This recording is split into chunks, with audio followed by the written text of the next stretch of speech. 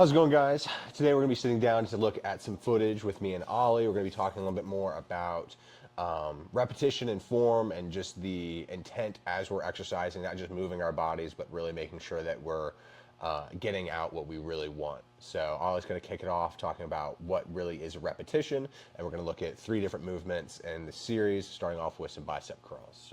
Yep. So what is a repetition? So if we can run the video of Alex real quick, man. So Alex is doing a bicep curl right here. So a repetition obviously is a positive range of motion on the way up and a negative range of motion on the way down. Now, reason why it's positive and negative, because these types of contractions in the muscle are completely the opposite. So as you curl up, your biceps are undergoing what's called a concentric contraction, as Alex flexes at the top there. And as you come down, you're undergoing what's called an eccentric contraction. Now, both of these types of muscular contraction are essential if you want to have a strong muscular foundation. So what is a repetition? A repetition is performing the movement with proficiency with a negative range of motion, controlling the weight on the way down, not moving the elbows, in this case with the bicep curl. As you curl back up, you are not moving your body, you're not creating any momentum. You are simply going from an eccentric contraction, going on the way down, to curling back up on the way up. There should be zero movement in your body, especially in your elbow, shoulder, or lower back. So what we are not doing here, we are not moving weight. We are contracting muscles to move the weight. Now, if you look at how most people perform a bicep curl in the gym, it is really kind of just slinging weight around, and they're creating momentum to get the weight up, and they're letting the weight drop down with no negative. So really, when you look at most of these cheat reps that people are doing, they're getting about a quarter range of motion on the concentric side on the way up. Because as they create momentum, their biceps doing no work until that bicep gets about halfway up and then curls all the way up. And then they drop the weight down with no eccentric contraction. So what's happening here is you are creating an imbalance in the muscle. You're making the muscle really, really strong at the very top right here, and because there's no eccentric contraction, you're dropping down. Now at the base of the bicep, it's really weak. And because of these types of training techniques, cheat training techniques without foundational training, you're going to be much more liable to tearing your bicep.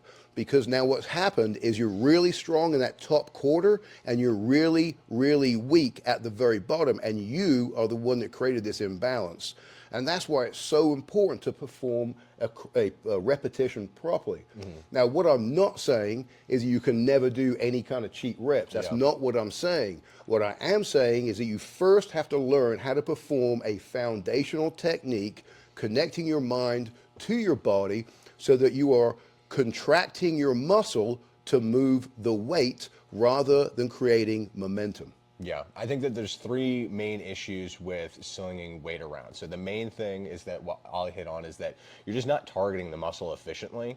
You're also creating fatigue of all these other muscles. So if you think about swinging up a heavy dumbbell that's too strong for you, all right, so you're using your trap and your delt and you're getting up here and you're using like some lat or whatever, you're using all of these stronger muscles, so you're not getting targeted, but you're just creating a bunch of fatigue. So you've outputted all of this energy to do nothing, and it's just going to take away from your workouts. And it may not even be something that you notice, but that systemic fatigue is there, and it's taking away from your ability to recover, and you're just not going to grow. I think that a lot of people see these cheat curls, and they're like, well, this dude is big, he's doing cheat curls. Well, he's just trying to pump blood around because he's a very advanced lifter, and he's using things like nutrients and drugs and all these things to just pump into the muscle for extra growth. He's already built a base physique with very strict form, most likely. And now he is an advanced lifter using an advanced technique. So that doesn't, just because you see someone who's really big doing something, doesn't necessarily mean that it's the best thing for you to grow if you're not someone who has a very strong base like I was talking about. Also, performing paused, stretched reps, like Ollie's describing, really builds mind-muscle connection, which once you have that down very strong, then you can really sling it around and focus on that squeeze. It's a great way to kind of push yourself beyond failure after you do 4 or 5 sets of very good strict reps. Then you can come in with some cheat and really make sure that you've trained every bit out there. But I think that the paused and stretched reps are more efficient. Also, if you look at the science that we have now, this is heavily debated on the internet, but one of the things that we see is that training the muscle in the stretched position, like Ollie's describing, where the elbow doesn't move and you're coming from here and there's a big stretch on your bicep, that seems to be producing more growth than just the slinging around. Again, you'll have people who are debating that, but in general, the full range of motion is always better, and that's really what the stretched muscle argument online is really talking about. It's just full range of motion is generally better.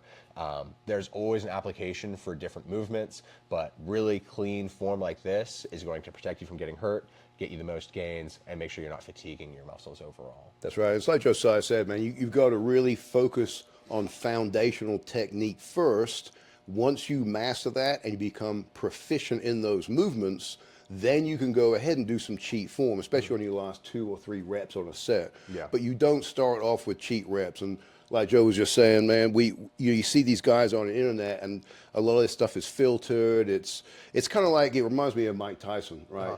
So I remember when Mike Tyson had that fight, and you saw these training videos, and you're like, oh no, that dude's going to get murdered. Right, Yeah. and when Mike gets in the ring, he doesn't do anything. Yeah. Right, it's not real. He's just doing a few 30-second bursts. He can't put it back into the ring anymore. Absolutely. And it's like a lot of these influencers out there. It looks really good for 20 seconds or a 5-second clip, but it's not real. It's not what they were doing to build their physique in the first place, and all they're trying to do is make money off you. Yeah. So if you really want to actually get big and get strong, and you don't want to be injured, which is one of the primary things, is you want to really focus on your form, foundationally speaking. Make sure you connect your mind to the muscle, and then once you get to that point and you become proficient in your movements, then hit some cheat techniques. Absolutely. And I think that really is the biggest point, is that when we perceive these things online, especially on Instagram, when you're looking at these guys who are training this way, they train that way because you watch them. They train that way because the algorithm rewards them for training that way in video. It's likely that they don't actually train that way. They train like this, but training like this doesn't get you clicks, it doesn't get you deals, all that kind of stuff. So it's exactly what I'll hit on. It's all of these things. So if you want the most out of your training, clean form like this is absolutely the way. If you have more questions, you can come see us in the gym, and we'll be happy to help. Sounds good.